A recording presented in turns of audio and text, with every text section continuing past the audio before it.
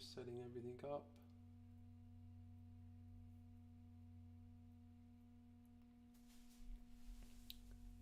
Yeah, so just waiting for Glen to jump in.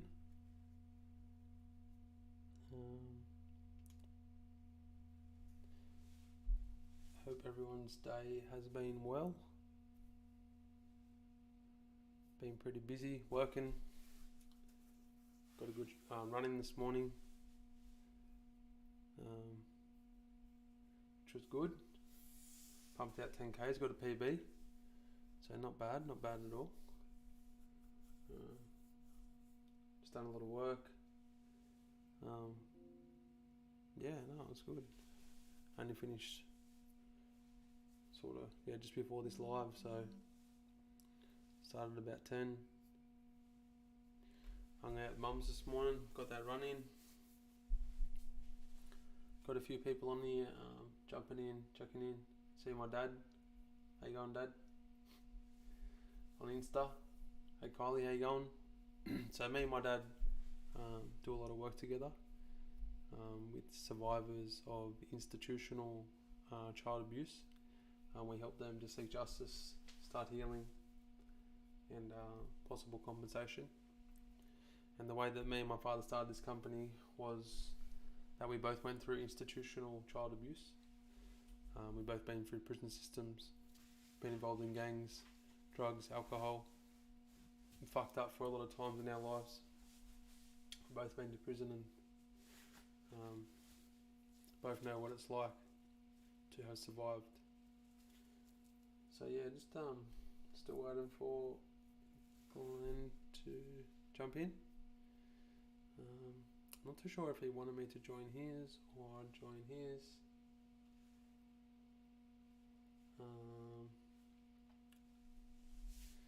On the ATFJ page you can't hear. Very low. I was probably just speaking a little bit low. I just turned it up. Can you hear better now on the About Time for Justice page? Yeah? Is it still low, Jen?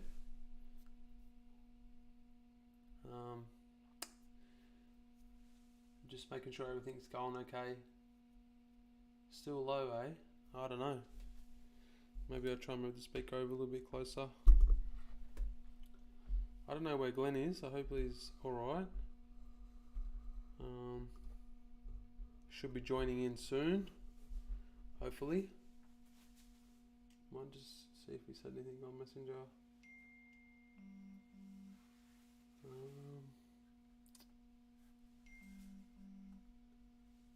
Yeah, I don't know where he is. Hopefully you can jump in. We'll have to kick it off soon.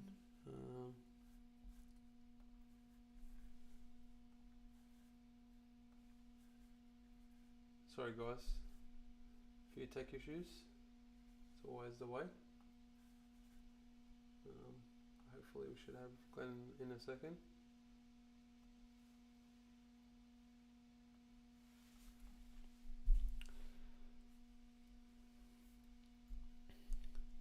You having trouble hearing, Anita? Okay. It should be fine on my end. I don't know what's going on. Yeah, I don't know what's going on. I might just start having a bit of a yarn. See if he's going to jump on shortly. I think that he will. We're just trying to sometimes, when with all the technical stuff, it can be hard. Oh, here he is. Hey, brother. Hey, brother, how's it going? Yeah, not much. Just had a feed. Yeah. Yeah, I did too. I just went and got some Thai food with my son. Nearly got run over by a bike. Oh, Walking shit. up the stairs, and my son's here and I'm behind him, and I just go to step out, and this young fella comes flying down on his mountain bike down the stairs. Yeah. And I'm thinking, what the heck are you doing, mate? And then I realised he was only about 15 or 16. I'm like, oh, I'm so sorry, mate. But it was a lesson for two of us. Lesson for me not to be an old man going cranky at people, and lesson for him not to ride downstairs and nearly kill old people. Yeah, that's right. Lucky you got a hood pass. Yeah, Yeah. Absolutely. Yeah. So, what have you been up to today? Not a lot, mate. Today's been a pretty quiet one. My son went para. I haven't done much at all, actually. I don't know if you know, but I run pages for NRL. So I've been writing out stats today. I've got to do a pod after this, as you know, for I do on Facebook running stats for NRL for fantasy sport, Supercoach and stuff. So Oh, do ya? I run, yeah, it's got nearly 2k people in our page. It's growing really rapidly, and yeah, I've done pretty successful at it. So. And one of my sons has come ninth twice, which is incredible out of 156,000 people. Holy shit! Hopefully, there's plenty of Knights fans in there. Yeah. I'm a Tigers fan, mate, so I'm so done with my club, it's not funny. Yeah, fuck. Knights aren't going too well. I think we had a couple this year. I don't know how you went on the weekend, but how are you going? The Tigers were lost. Did ya? 4 losses, or 5. Just give me 1 second. Hey, listen, is anyone out there that wants to be a mod for me tonight? So if we get any nonsense in the chat, we can get someone that can police it, if that's for want of a better word. Hey, mate, how you going? Yeah. Can I just get someone to agree to be a mod? I'm here, mate. How are you? I will. Okay, thanks, Tarsi. Awesome. Oh, Tarsi just got my book as well. Oh yeah. How do I do this? Add as moderator. There we go. Confirm. Legend. Yeah. So. Thanks, Tarsi. I appreciate it. And I'll get one more here, just so we got 2. So. Yep. Okay. Sorry, mate. Ah, you're right. Let's just say, because sometimes when we're talking about the topic that we're talking about, there's always a goose that comes in and has something silly to say, you know. And although it doesn't trigger me now, well, not as much as it would. I'm worried that the people that we've got in here, it could trigger them, and you know, it's about protecting everyone. Yeah. Yeah, that's for sure. We'll So probably. what's the plan, mate? Pardon? So what's the plan? What do you got me here for? Mate, I just wanted to just bring awareness to your book firstly, Okay. and also I've seen that you've been putting out some stuff on TikTok. So the way I've sort of heard about you wasn't through your book, Predator's Paradise, but it was through your TikTok because you put out put out stuff on TikTok. Yeah. It's a very good platform for getting the truth out there. You know, like Facebook and Twitter's not as handy. I don't think it's a lot more reach. Yeah. Well, yeah, I only done my first live stream on the weekend, and that feedback that I got from that first live stream was just like ridiculous. Like I've been doing lives for a while, like Facebook, Instagram, whatnot. But yeah, just the feedback and the comments and the people that are engaging. I had like 4 or 5 survivors reach out on my first post. So yeah, if anyone's looking to watch this live stream, because I'm living from our About Time for Justice Facebook, Instagram, and our YouTube channel. But if you want to jump on so you can watch both of our ugly heads, you can jump on either TikTok for About Time for Justice, or yours is Tigers for Life 66. Yeah, that's right, Tiger for Life. Or Tiger for Life, and that's 4, as in number 4. So if anyone wants to jump on there and give us either us a follow so you can see both of our melons, more than welcome to jump on. But we'll just keep going on the way that we are. So. And I'll apologise for my melon before you get on. He's my favourite these days. Yeah, mate. So we've done a little bit of research on your book. I haven't read it, but I want to get some copies of it. So we'll hook that up afterwards. But I do know a little bit about your story. But yeah, would you mind sharing a little bit about your story and how you grew up and, you know? Okay, so I grew up in the Mount Druitt area from the early ages. We moved to Mount Druitt when I was, about 5 or 6. Yep.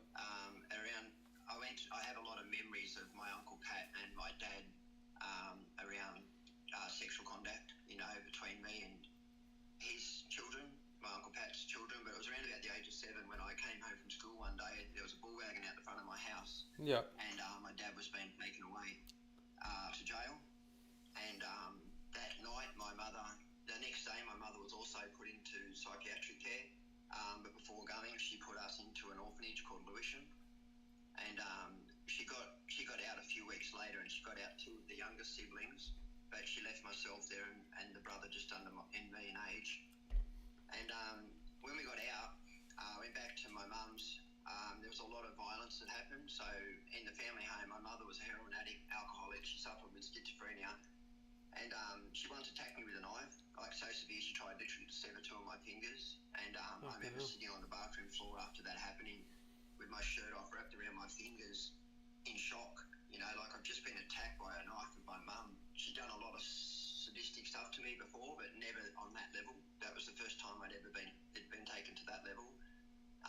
It was followed up by her going through a window not long after and getting over 100 stitches in each of her arms. It was quite brutal and violent, her schizophrenia and the violence in the house. And then at 9 is when I went through a brutal attack by Uncle Pat. Yeah. I don't want to elaborate on it, but you know what I'm saying. And then around the age of 10 is when I moved to the Central Coast with my dad. It was actually my dad, who was a piece of crap as well, who spoke to Docs and said, if you leave him with her, he'll kill her. She'll kill me. You know, like you need to get him out of there. And but my dad was a nasty bit of work as well, so I started running away from home, you know. Yeah. Around the ages of 11 and 12. Yep. I ended up first in an institution called Warramai up in Newcastle. It was a remand centre. And then I remember I was there for a bit and I tried to escape, almost escaped, and then I decided not to on a hospital visit. And then they gave me 18 months probation. I ran away again and I went to Yasmar with my brother. Yep. And then this third time I ran away, they put us in Yasmar again, but this time the rules were different. So they changed it that I was, even though I was under a junior age, they put me on the senior side and my brother on the junior side. Yep. And then they sent him to Reading and they sent me to Darrick. Darrick Boys Home. You know, the only crime I did was run away. I hadn't done anything else other than running away from home. And for me, that institution, I was 13, everyone else was 14, 15. I remember getting off the bus and seeing kids with beards and facial hair that was 6 foot tall, you know, and I was like, where am I, man? Like, I'm a little tiny boy. And sadly for me, I looked like a girl. I was a lot smaller than other kids, and I was effeminate kind of looking. So I was subjected to a lot of sexual innuendo the whole time I was there by other kids. Yeah. I had an incident where I got up to go to ablutions one night in Darrick. You used to have to get out of bed and stomp beside your bed and stand at ease. Yeah. And I remember standing in the bed, and finally about 15 minutes later passes and Mr. Bullens, the officer there, ushers me to go to the ablution. I went to the ablution and I was followed by a kid who tried to attack me at the trough. I managed to get away from him, and the thing that I remember very clearly was as I got around him to come out of the ablution and turn right, Bullens was watching. You know, he could see what was going on and he had not intervened at all. Yeah. And that night that kid came to my bed and, you know, I don't want to elaborate again, but it was brutal, it was graphic, and no mercy from other kids.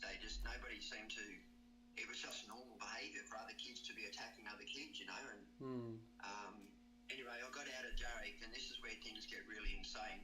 I get sent back to my dad. I run away again, but this time I go to Docs. I literally go to Mount Druitt Docs and I say, look, I don't want to go back to an institution. My mother and father are hurting me. I'm sick of being hurt, you know, like help me. So they said, look, we can put you in foster care. The place that they put me in foster care, right, prior to my going there, so there's 9 adults living in a 3-bedroom house, 3 kids that have been there before. 1 has been shot dead by police. 1 has been abused in the toilets. And there's 2 convicted pedophiles living in the house. I get put into a back room with 3 adult men and myself in 2 double bunks where I'm abused repeatedly. The very first time I'm abused, I screamed out and for help to my foster parents. Yeah. They moved me to another room and, you know, long story short, I end up trying to go back to my real mother, but that didn't work, you know. And she took off to South Australia. I caught a bus back with my brother to Oxford Street. Yeah. And my real dad, met us at Oxford Street. Yeah. As I got off the bus, my brother and I start following my dad to his car, and my dad turns around and says to me, where the F do you think you're going? And I was like, home with you. And he goes, no, mate, you're on your own, you know, F off.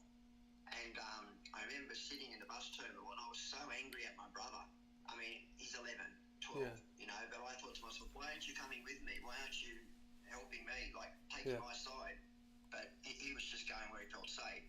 Yeah. I remember sitting at the bus terminal, this man named Terry comes, sits down beside me. He's a butcher, right? He's a predator. He says to me, "Oh, how you going, mate? What's going on?" You know, and it leads to me following him to his home. Yeah. And but something in my gut instinct knew that it wasn't right. Yeah. And yeah, so I took off back to my foster parents. I wasn't welcome there, and they put me on a bus, at the train station at Mount Druitt, and that's when I landed on the streets of the Cross. Yeah. I'll stop there, and then we'll go to the next part in a minute in case you want to ask something from backwards. Yeah. Yeah, wow, mate. I didn't realise you had been through that many of the homes. You went through fucking all of them. How did you end up down at Warramai? Sorry? How come you ended up down at Warramai? Is that remand centre for even from boys from Sydney? So my dad was living in Gosford. Oh, okay. I ran away to when I was arrested in Toronto. So in my book I explain it. I got off a train station and this lady took me home to her house and she put me in bed like I thought she was going to be my mum. Like somewhere in my psychic I believed that this woman was now my mum. Yeah. And I could just stay in her home. Yeah. But about 2 o'clock in the morning I was woken up by the police with a torch. And, she did what every responsible adult would do, and she got the police. Yeah. And they were going to take me home, mate. They offered to take me home to my dad, and I said, I don't want to go to him. I said, go anywhere but him. Yeah. So they took me to a place called Warramai in Toronto, was it, or Broadmeadow? Somewhere up in Newcastle, anyway. And it was actually quite good, that one. It had, your own rooms. It had a big red brick wall around it. I remember it had a pool. You know, I remember we used to get boiled lollies, and they had a little book they used to give you in the red or in the black. Have you been to Warramai? No, heaps of mates, and heaps of the people that we help out have been there, yeah. Okay, yeah, but 1979 I was in Warramai, 78 or 79 I think it was. Yeah. Yeah, it's around the middle. Had a pool. Yeah, right. It had a pool, yeah, it had a big brick wall around it, and it had like a dining room, then it had a pool, and then they were single rooms, so it went round like in a square, and then there was a stair that went up the top as well, and up the top you had what's called the privilege room. Yeah. You got enough black points, you have the most black points, got to stay in that room for the night, and it had a TV and stuff. Yeah. And he had little rooms, and they were like buzzer door box, and on the wall there was like a silver thing that had like a speaker. Yep. So the screws could talk to you, and it used to play music. It had a shower in it. It was quite a good home considering some of the other institutions I've been to. Yeah. I'm not saying good in the way people are treated. I'm saying good in the actual facility part of it. Yeah. Yeah. Yeah, wow. Yeah. So, what were the screws like in comparison to Reby or Penang or? I don't have a great memory of them. Okay. Like I said, I didn't go through much turmoil of them. I remember that I was in trouble a lot. I actually have my reports from Warramai. All the institutions I've been to, the only ones that I can get full reports from is Warramai. I have a full assessment on it. They kind of, you can see all the way through it. They're blaming me. It's all my fault. I'm a troubled kid. You know, it's they didn't look further to see if you'd been through anything. You know. But yeah, I didn't mind Warramai. I thought that Warramai was okay. I mean, my stay there was only for probably 8 weeks. You know, at most. It was only a remand centre. It's not an actual institution. Yeah. And what was it like there? Like the culture between the young ones there? Because I know, obviously, Sydney boys, there's probably a bit more of a gang culture down that way. What was it still sort of like that? Yeah, Yasmar and the other institutions were a lot rougher, a lot tougher. I mean, there was a heavy Indigenous amount of Indigenous kids in Warramai. Yeah. So it was. There seemed to be a lot more coming from country areas, perhaps. I'm not sure, but the amount of Indigenous kids in there was quite a few. Big Koori mob, eh? Yeah, it's a big Koori mob down there. Yeah. And so Darrick was pretty similar as well, but not Was as it? heavy as Warramai was. Yeah, okay. You know, I remember a couple of kids from there as well. Like, I won't say their names, but one of them I ended up meeting in Darrick years later had a big knife tattooed on his arm. You know, I remember his name very clearly, but I won't say it. But yeah, so from after there, I landed on the streets of the Cross, as you probably know, which is what my book's about. And very quickly, I was targeted by predators. I ended up living with a predator first, a guy named David Willett. And then after that, I ended up leaving his house and moving into a refuge. I had a beautiful little girlfriend. Her name was Linda. I was 15. She was 15. She was murdered, as you probably heard in my story. Yeah. And but refuge. So the refuge was run. What a lot of people don't understand is this refuge was set up by a children's magistrate, right, named Rob Blackmore, and it had 8 judges on the board. It was also had Prime Minister Bob Hawke on the board. I mean, these are all. I mean, I have all the paperwork. It's fact. These are facts, not just stuff that I'm rambling. It's actually proven fact. If you look up Homeless Children's Association, you'll see that the board. Then it had 5 men that worked there. All 5 of them were pedophiles. I've put all 4 of them in jail. The only one I haven't put in jail is dead, and there's another one that they can't find. But I've managed to have 4 of those men convicted, which is, good. But it's just a touch of the truth. They've got the minor players in some. Or they got the main guy. I don't know if you know, but I had him extradited back from the Netherlands. I went through both royal commissions. I've been through 4 separate trials against my abusers. I put 4 of them in jail. I was just on a current affair not long ago. They did my story. They came to court with me, and I had a lot of journalists supporting me through this, because there was one journalist in particular who was a police officer back in 1980, and he was instructed to take kids. I'll say his name because he's happy. His name's Duncan McNabb. He was a police officer in Darlinghurst, and he was instructed by senior police to take children to this refuge, knowing that all 5 men working there were raping and abusing the children. And he said, look, I'm not taking them with them being abused, but he was told from a directive above that is where they're to go, and which is passed on from Bob Hawke and the Labor Party at the time, who, the problem I struggle with at the moment is knowing whether or not he's complicit or whether he's ignorant. I don't have any facts against them. I only have facts against the 5 men that, I put in jail, or the 4 men, sorry, I put in jail. Yeah. I have facts against others, but they just haven't been caught yet or convicted. One's MIA. But what happened was, after the refuge closed, my girlfriend got murdered. Fucking hell, what happened? So what happened was 2 men came out looking for a girl to sleep with. They found this older girl to come out and find a child, which is pretty much how it works in the cross. And they took her home, they gave her heroin, she overdosed, they panicked, they didn't know what to do, so they kept her in a car all night, and then the following morning reported it. They were caught, they were convicted, they got 20 years jail. Then what happened was they appealed and they went before Judge Yeldon. I don't know if you've heard of him, but Judge Yeldon was also a pedophile judge. He was actually caught as a pedophile having sex with young boys in toilets in the museum station. He let out he set free the killers of my girlfriend, and then committed suicide.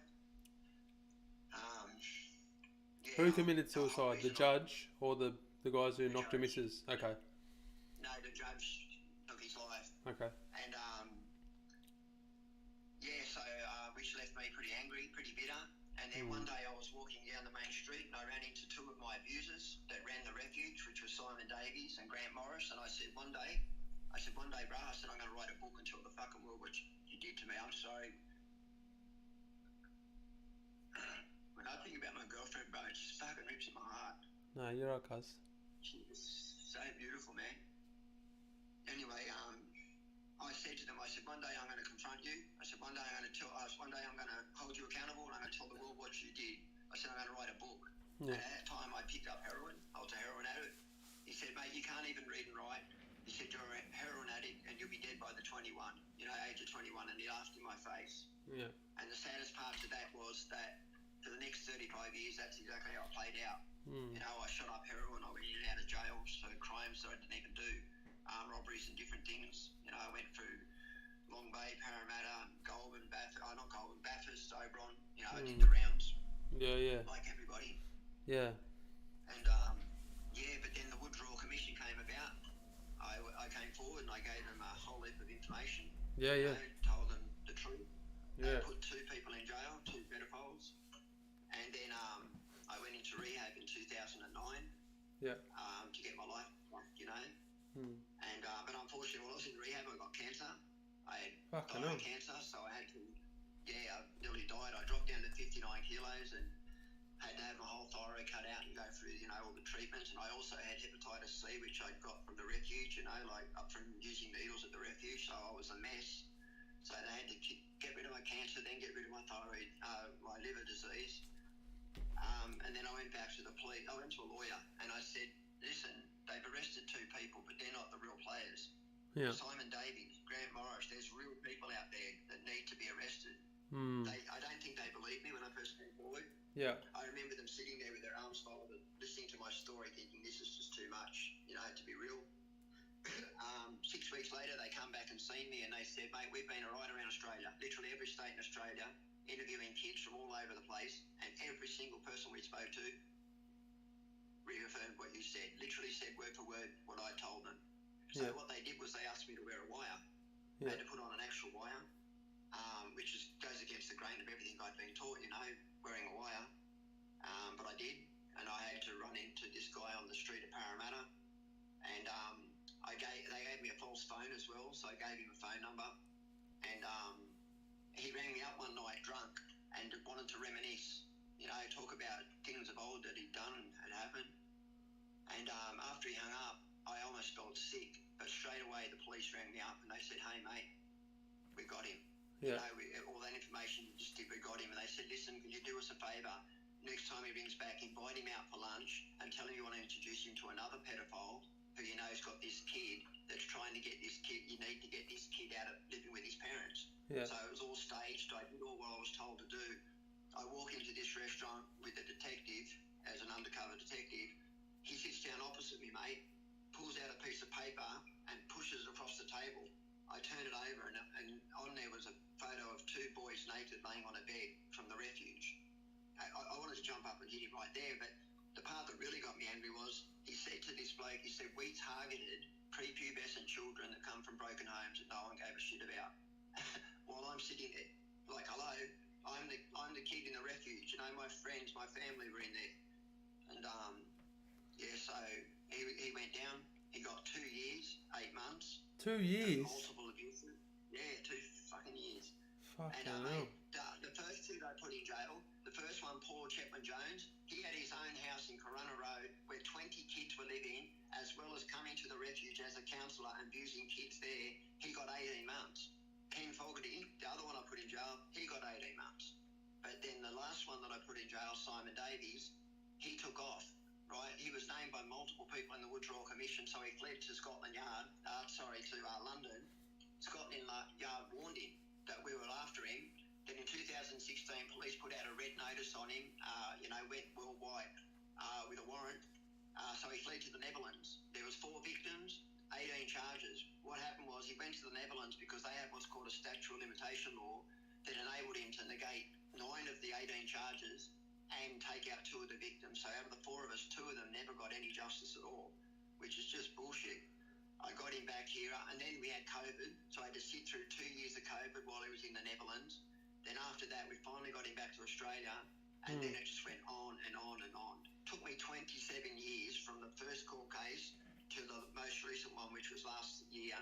He got 10 years. You're kidding. Yeah, 27 years. And anyway, it's a joke, mate. And the real players still to this day, I can't fathom how the judge that founded that refuge has not been held accountable. And the woman, Annie Crow, the woman that I confided in, I literally walked up to her and the next morning after being abused and said, I've been raped. I used them words, I've been raped. And they took me to a cafe and sat me down and manipulated me. Glenn, this is love. This is King's Cross. Simon loves you, mate. Don't you understand this is how King's Cross works? You're overreacting, mate. What the fuck? That manipulation allowed my abuse to continue.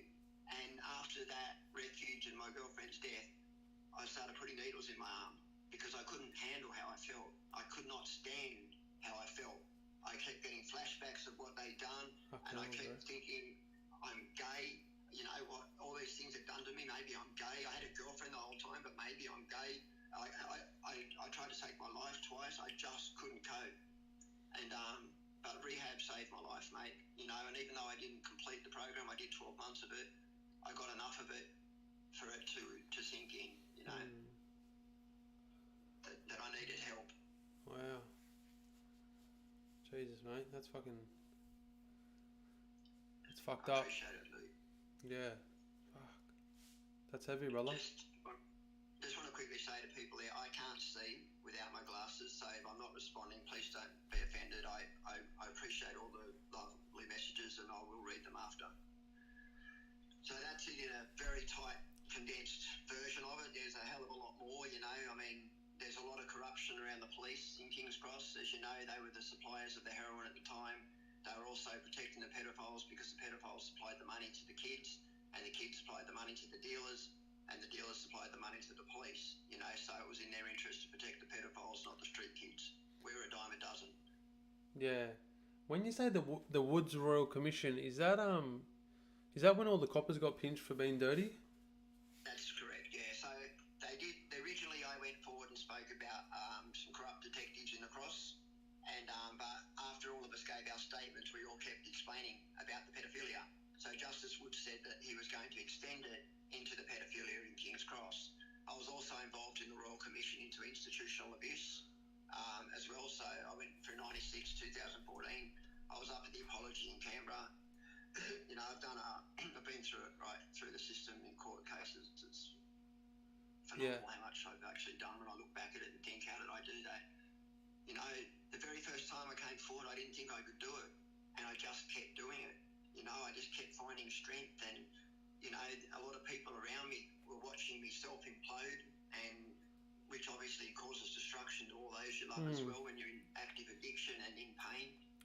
But they just kept loving me and, you know, supporting me. You know, even one of my friends today, you know, that's what I said, they messaged me and said, you know, I really hope for you, Glenn, that you'd be in a better place after Simon's conviction. And they don't know this, but I actually started crying and broke down, and I thought I had hoped that too.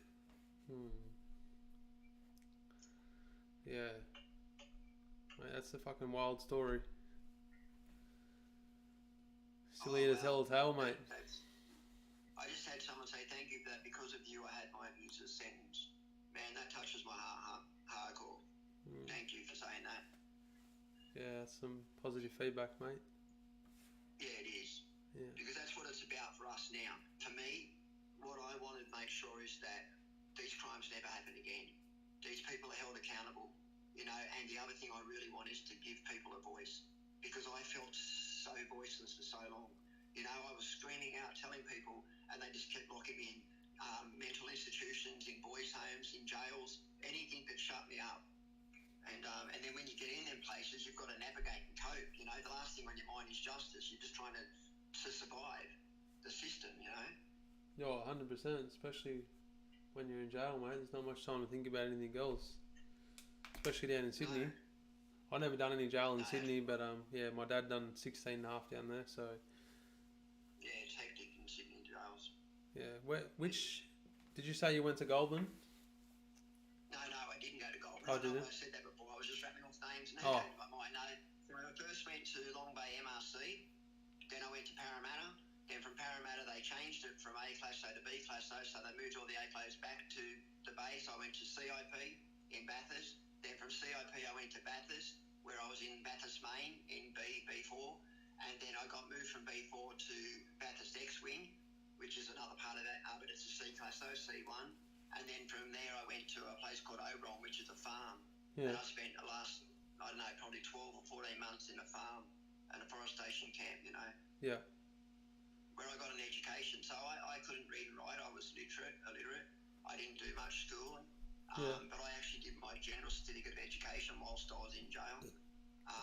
You know, I passed, I didn't pass on a big level, but I passed. For me, that was a huge achievement. I learned to read, I learned to write, and all those things, you know, gave me the ability to write that book that I promised that I would one day. Yeah. Yeah. What's the best way to get your book? So there's multiple ways now. So one of my children messaged me yesterday, so that it's on Easy Reads now. It's on Kindle.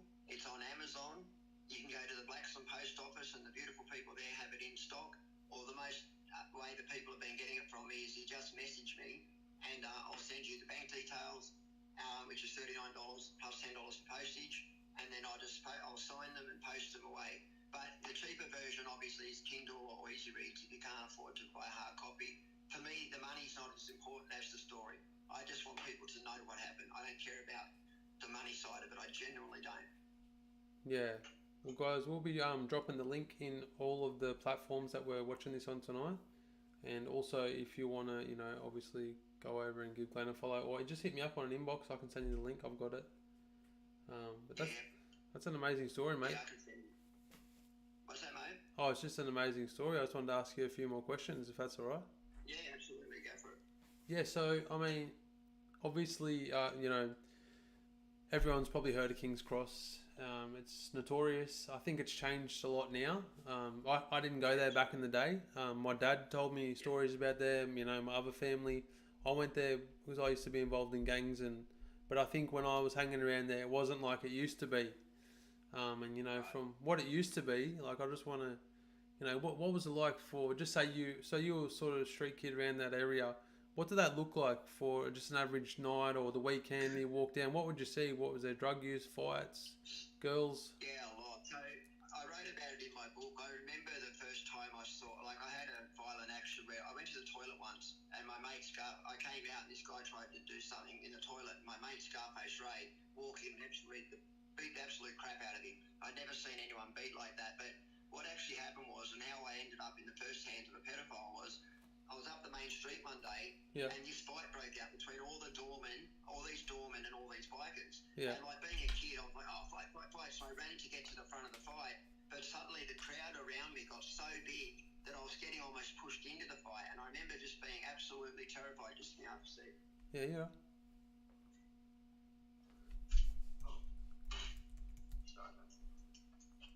Yeah, I just remember being terrified. Like, I remember the two doormen at the time, Sonny and China.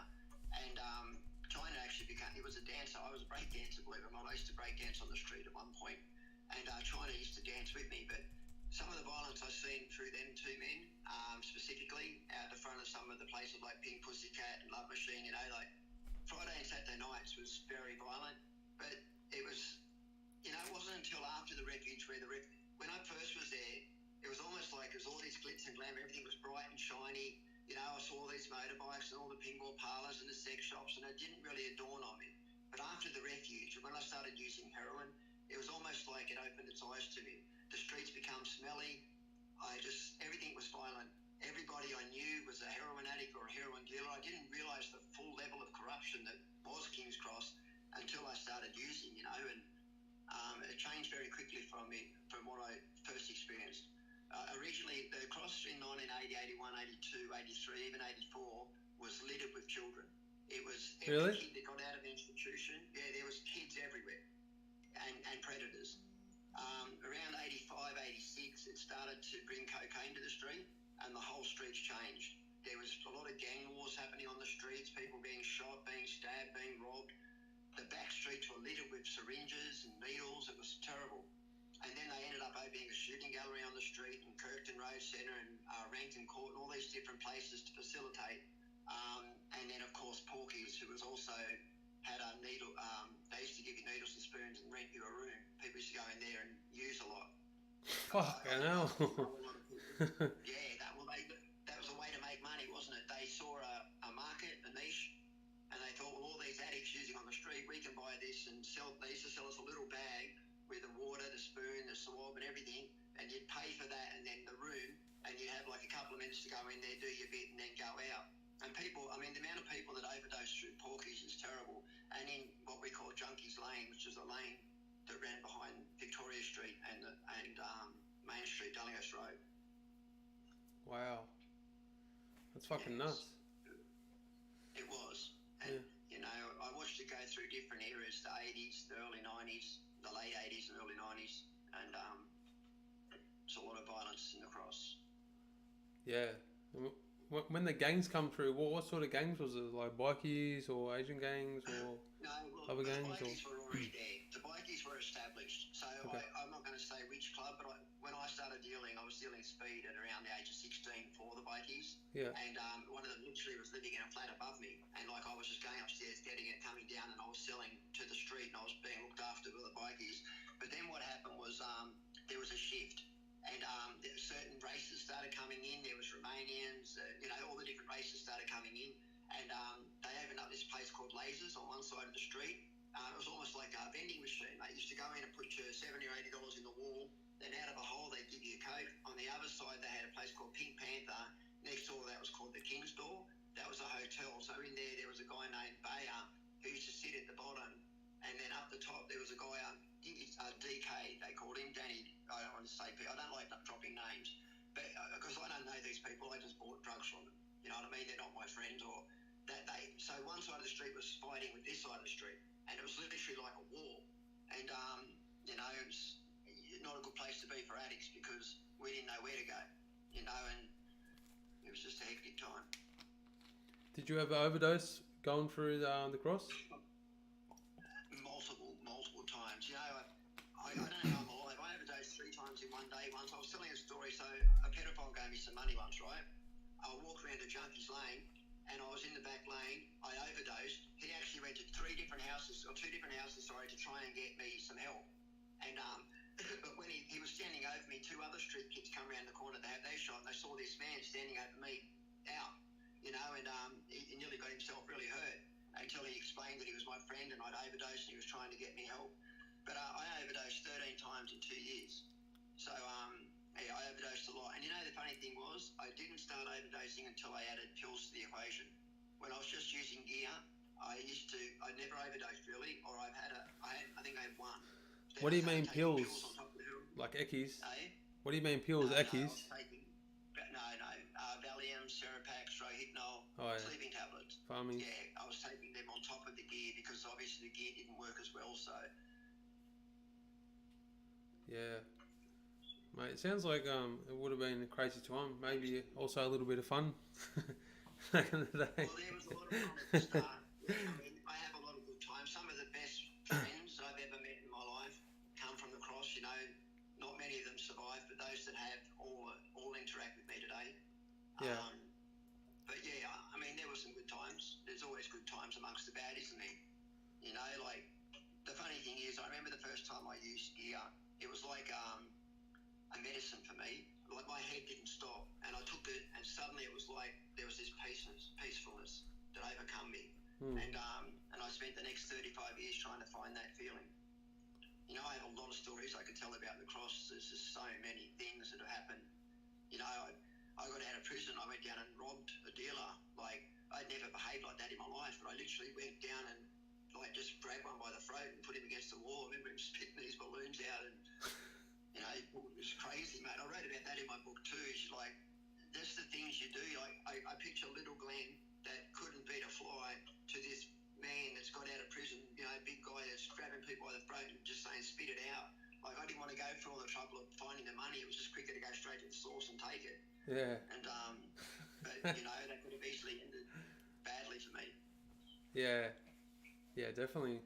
So King's Cross is pretty much your home. So, like, you get pinched, go jail, get out, go home. So I was there in jail, was it? That's right. And in 92, I got out of jail October 92. I did a couple more years stint when I got out again. And then around about 94, I had my first, you know, we had our first child. Well, I actually had a child before that with a girl. It's a longer story. But my partner, we had 4 children. That was the first of the 4 that I had in 94. And that's when my life started to turn around a bit. You know, I moved up to Lithgow, lived there for 16 years. Cold country. Yeah, went to the country and tried to calm down. But funnily enough, there was about 7 or 8 people that lived there that were all friends of mine from the cross. Like, a lot of them gone to, you know, they've had enough and trying to move out and get on with their lives. But, you know, I saw more stuff happening in Lithgow than the cross in some ways, in the way of overdoses. See more people die in that country town in 16 years than I probably saw. I mean, there was probably more in the cross, but I mean people I actually knew. Yeah. Dad done a lot of time at Lithgow, mate. I remember going out there. Fuck, it was cold. Okay. Fucking so cold out there. It's freezing, brother. Yeah. You should go to Oberon prison, mate. That snows. Yeah. It's terrible. Oh wow. I actually ran a marathon in Oberon and came first, believe it or not. I Did used you? to jog for an hour every morning, play touch football, and they put on a marathon to raise money for HIV. It was 46 kilometres, and I actually ran it in 3 hours, 1 minute, came first. Yeah, it's probably the proudest thing I ever did. Yeah, good on you, mate. I'm training for a marathon at the moment, so I know what goes into it. It's not easy.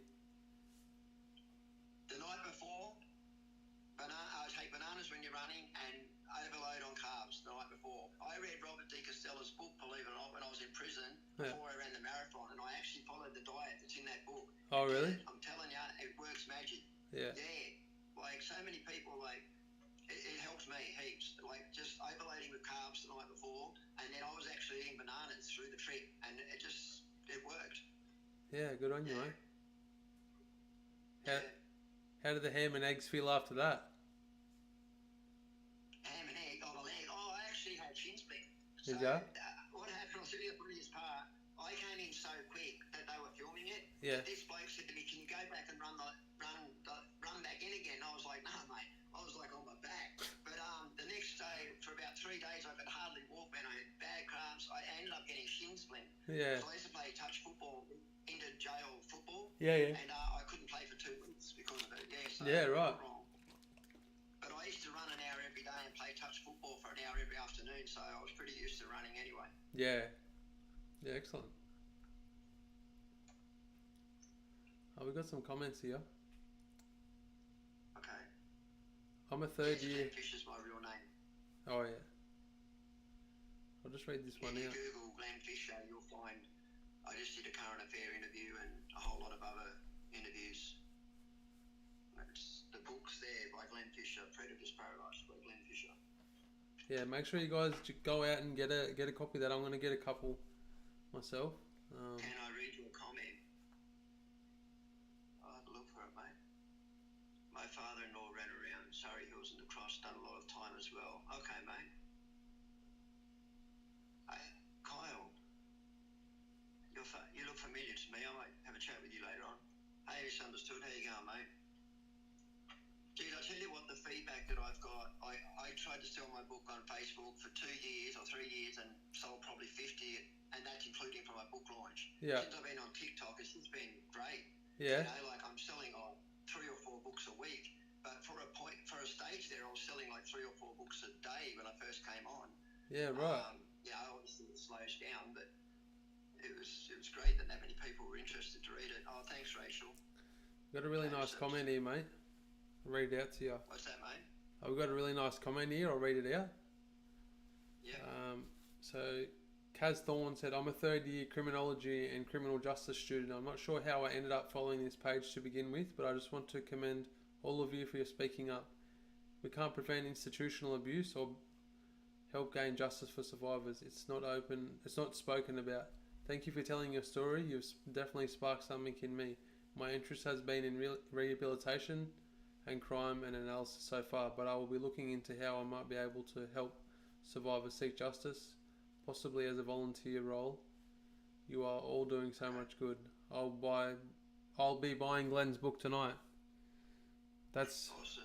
That's One awesome. Of the things that I want to respond to that is that there's a lot of people in institutions who are silenced. Because, I mean, I started to write my book in jail, and then after one day I looked at it and I thought, geez, if someone else finds this, this isn't what I should be doing. So I ripped it up. My point is that there's a lot of people, I believe, in prison who either be it through addiction or through abuse.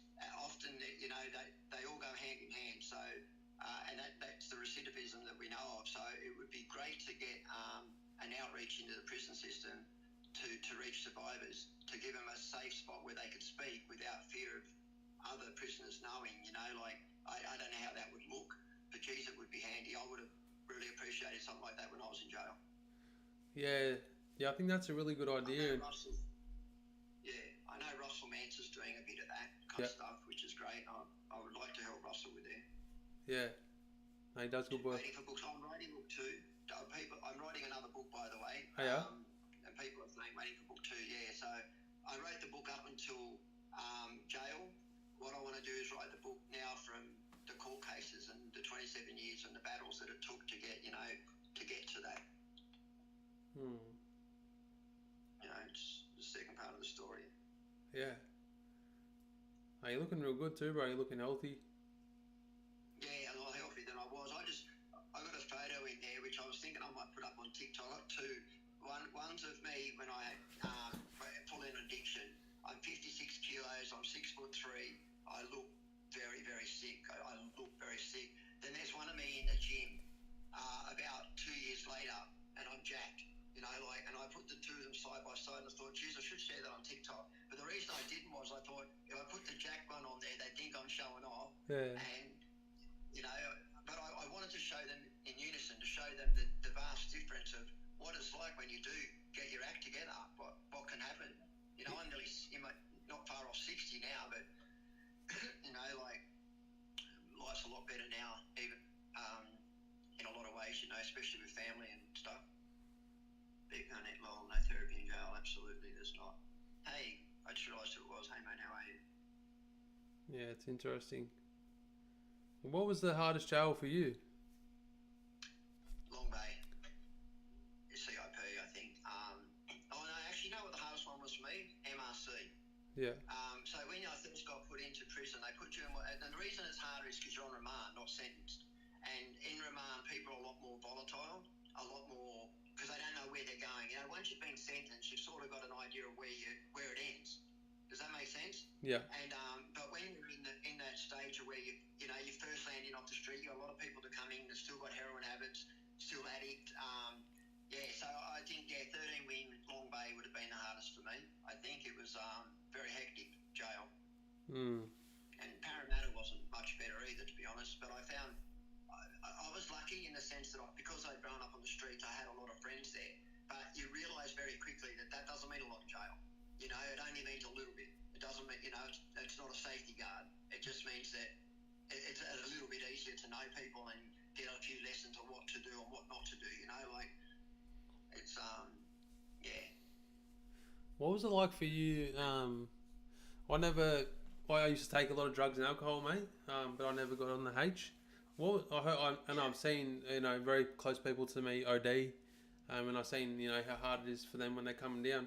What was it like for you coming down, going through the watch house, getting into jails? Was there the Butte program down there back then, or was it just cold turkey? That's it. No.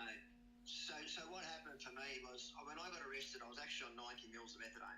Yeah. Okay. And their riots had just happened in jail, so they weren't accepting people into prison.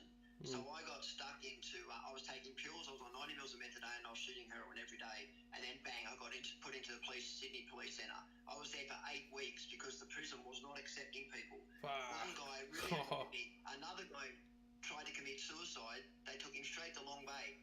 I stayed there the whole 8 weeks in full withdrawals. I remember them putting my sandwiches through the wall and they just lined up. Yeah. I wasn't eating. It was rough. Yeah, that was the roughest withdrawal I ever did. So when you say that, is that 8 weeks watch house? Yeah, it was like a watch house. It was 8 weeks in the police centre, police cells. That's right. It's like being in actual cells. Yeah. Not the actual jail. Because there'd been riots at Parramatta and a couple of jails, and they weren't taking anybody into prisons. So we were just stuck. Everyone was stuck at wherever they were being arrested and just kept in cells. And it was horrible, you know, like no smokes, all that. We were getting some smokes, like sometimes, depending on what coppers were on, they'd sometimes bring it in, let you come out for a little bit, have a shower and have a smoke, but it was horrible. And people were coming and going, but because I was, you know, wasn't getting bail, I was stuck. It was hard. Heroin was tough. You know, I never realised how sick I was my whole life until I stopped using. You know, like, and with hepatitis on top of that, you know, it doesn't help either. Did you do interferon, or how did you get rid of yours? Yeah, interferon. So I did interferon, and I had to do radiation treatment first for my cancer, and then I had to do interferon, and I also did the new medication. So it only went for 3 months or 4 months. I did interferon with the new one that's out now. So I was a trial patient. I actually did at Nepean Hospital. They took 10 of us on as a trial, and they'd never treated anybody before with hyperactivity of thyroid cancer and hep C before, because the liver, to treat the liver impacts the thyroid, and to treat the thyroid impacts the liver. So I was kind of a test study, but geez, I noticed it when I came out of it. And like I said, I was training, going to the gym, I was a machine. You know, same as in jail. Before I went to jail, I was 56 kilos. I got out of jail, I was 92 kilos, and I'm just a machine. Yeah, what did you say? You're 6'3"? Yeah, or 192, whatever that is in. I've never actually known what it is. It's 192 centimetres, whatever that is in foot. I think it's 6'2" or 6'3". Yeah, okay. Yeah, wow. So when was your last When was your last time in the Nick? I got out in 1992 on the 28th of October. Fuck, you've been out for a while. October, sorry. So 31 years. Yeah, it's been a while. Yeah, I haven't been back since. You know, I've never been a criminal person. It's not been me. You know, I was lucky I didn't. Like, the first day I got out of jail, I literally went to a pub with a mate, got drunk and had a punch on in a pub because the guy wouldn't shake my hand. Jail mentality. Like, he said, I don't want to talk to some cunt that's been in jail. And I was up in the bathroom and I'm trying to bash the door open. Like, luckily for me, the barman said, listen, mate, you've had enough. Jump in a cab, go home. Or you're going back to prison. And then I told you I went down the cross and started robbing people. Like, on a dare that started over. Someone, you know, like, you know, that's all talk, mate. You wouldn't really do that. I said, let's go, you know, and I did. And yeah, it's the crazy things you do in addiction, you know. But I've always been a general person. I've never actually been a criminal, if that makes sense. It was always through need. Any crimes that I kind of done was more around addiction. Yeah. So you're mostly addicted to H and heroin, yeah. Yeah, okay. So I started off as using speed when I was selling for the bikers, and then what happened was the dealers and I got busted. The bikers and I got busted at the same time. He had to pay 10K to the police, and so he didn't sell to me for a while, and I couldn't get on anywhere. And one of my friends talked me into buying heroin, which was pink rocks at the time, and that changed me. From that day forth, I became a heroin addict, and then obviously I went through the methadone, suboxytones, all those different things, different treatments. Yeah, it sounds like it was fucking wild back then. It was very wild, mate. And the thing was, they were still only, like, when I first got on methadone, you only got on for 6 months. They used to put you on a high dose and then take you down. And it was like up and down really quickly, which was terrible. Then they changed it from a treatment program to a maintenance program, where they realised that if we get them coming to you every day, we know where they are. They have to come here every day. If they break the law, the police can just come and get them. It was a way to control, I believe. Yeah. And they were putting children on it. Like, I was seeing kids, 15 and 16-year-old, put on methadone programs, which is just insane. You know, that should be the last port of call for a hardcore addict, not for the first, you know, the first up kind of treatment. Yeah, that term treatment plan, fucking hell, it's fucking crazy, isn't it? Just keep giving people this drug so they keep turning up every day, so we can keep under our thumb and keep them controlled. You know? Well, they get control, they get funding, it keeps all these people employed, whilst what they do is they're slowly killing our health, you know, like, I've seen so many people, most people die around the age of between 50 and 60 who have had long time amounts on methadone or with hepatitis C. There's so many of my friends, I've lost 3 in the last 12 months from the refuge, from liver disease, and others now are very ill as well. Yeah, it's very sad. Yeah. It's mate, I have about 5 more minutes. I'm so sorry, and then I have to go. As I said, I have another pod on tonight. No, you're which right. I really feel bad about. I can give you about 5 or 10 more minutes. Is that okay? No, that's fine, brother. I appreciate that. I mean, I really want everyone who's you know, follows us to give Glen a follow. So if you're on Facebook, it's just Glen Fisher. Are you on Insta or? I am on Instagram, but I don't know how to use it. Yeah. So I've actually I'm on Facebook and I'm on Twitter, and I'm on TikTok, and I'm also on Insta. But the Insta one I don't know how to use. I can navigate all the others. Yeah. But that one I just don't know how. I might have to get my kids to sit down and spend 5 or 10 minutes with me one day and just show me how it all goes.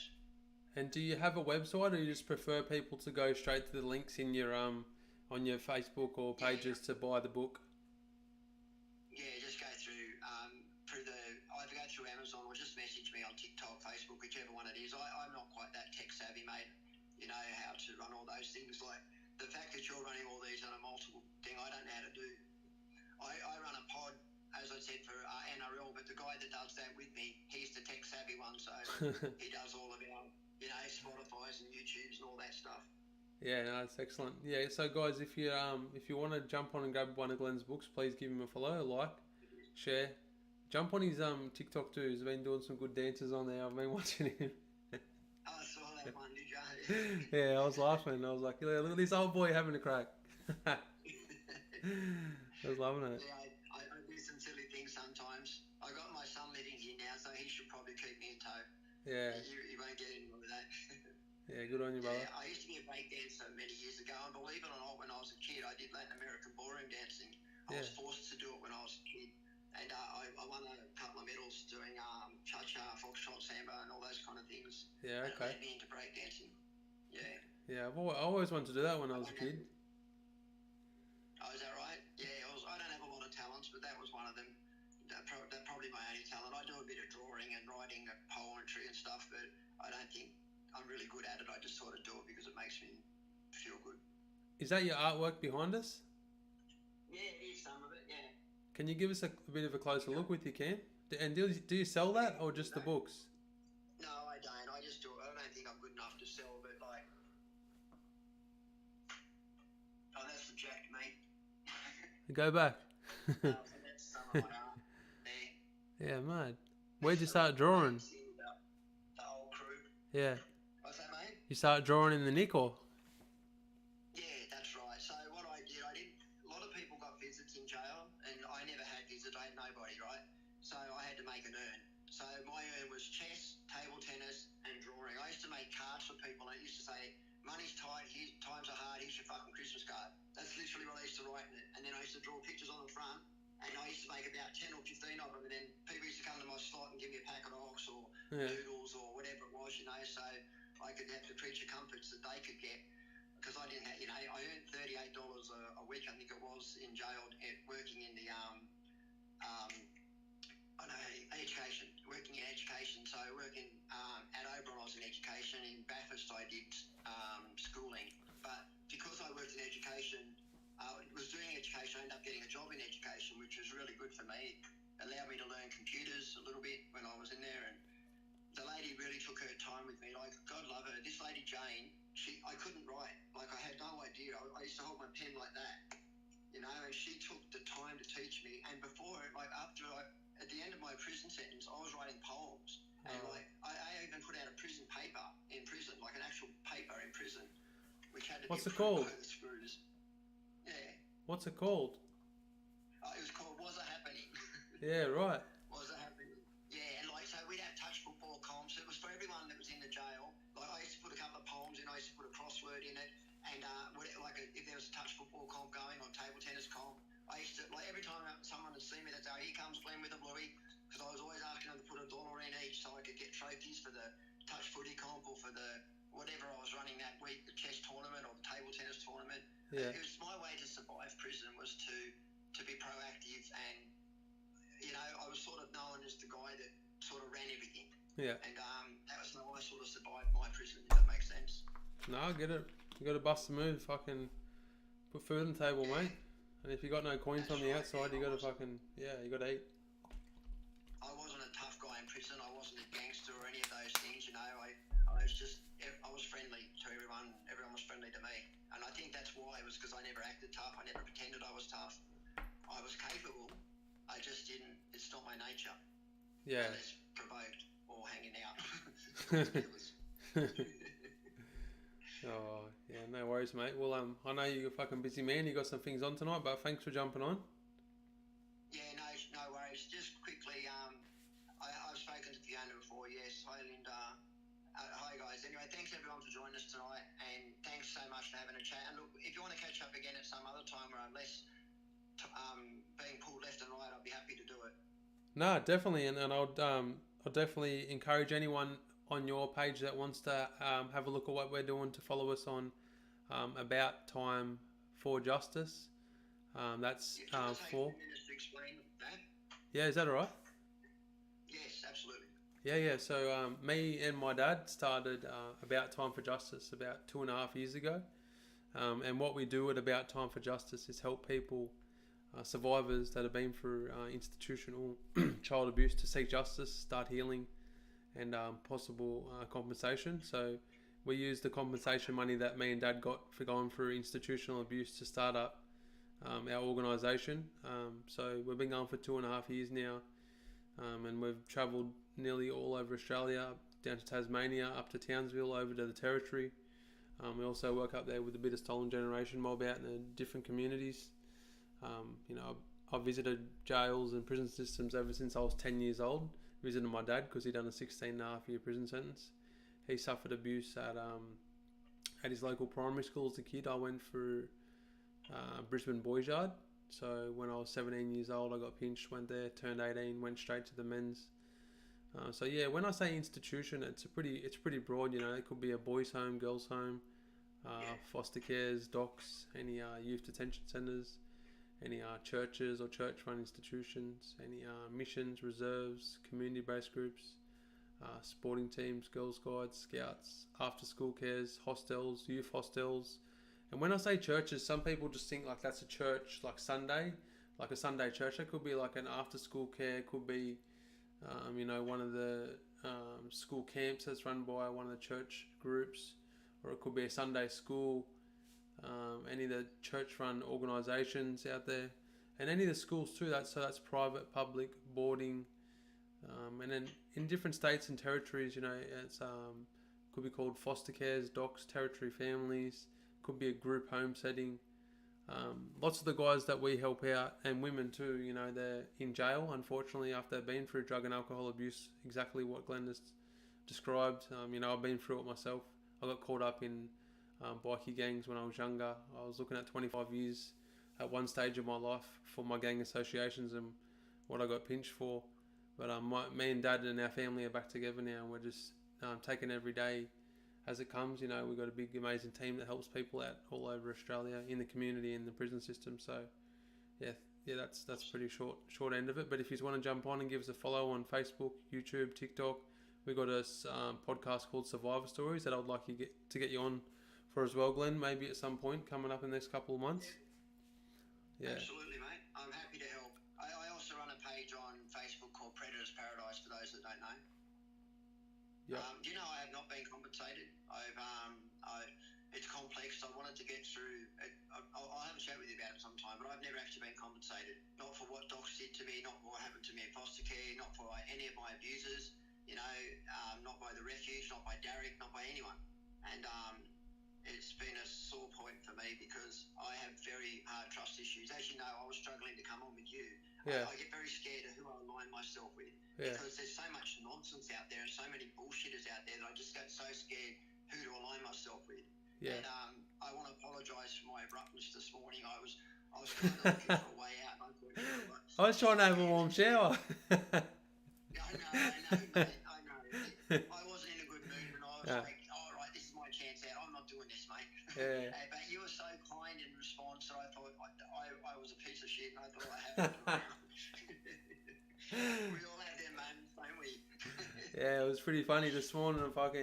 My gas ran out on me bottle to have a shower, so I had to have a cold shower, and I was trying to figure out how to fucking click the button, mate. I got no idea. My mum had to come and save the day. I grew up with no hot. We had a copper urn in our bathroom as a kid. Yeah. I used to wet the bed every night, and so I used to have cold showers every morning before school when I used to live on the Central Coast. So I feel you, mate. Oh. I still struggle with showers too. It's a long story. It's part of my trauma, but I don't like being in showers. I'm frightened of showers, and I feel vulnerable. That's the better word. I feel vulnerable with a shower, and even to this age, at 56, I still feel it. In prison, it was funny. I used to play touch football, and I'd leave the game early just so I could get back and have my shower before the other guys shower because I just didn't want to do it. I just always felt vulnerable in ablutions or toilets or showers. Yeah. But anyway, I have to go. Thank you so much for having a chat with me. Guys, make sure you follow him. About Time for Justice on YouTube, TikTok, Facebook, Insta, and anywhere else that I've forgotten. Thanks, brother. Good luck tonight. Cheers, mate. I appreciate you. I'm setting this up as I'm doing that, actually. All right, mate. Thank you. Cheers, mate. Bye-bye.